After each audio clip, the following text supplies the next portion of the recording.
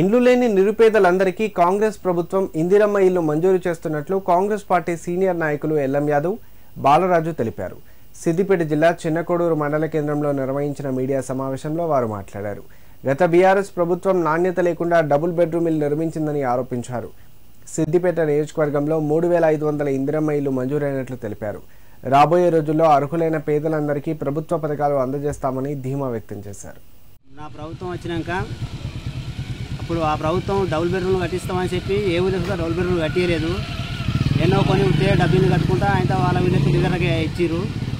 కానీ మా ప్రభుత్వం వచ్చినాక ప్రతి ఒక్క పేదవారికి ఇందిరమ్మ ఇల్లు అందజేయడం జరుగుతుంది.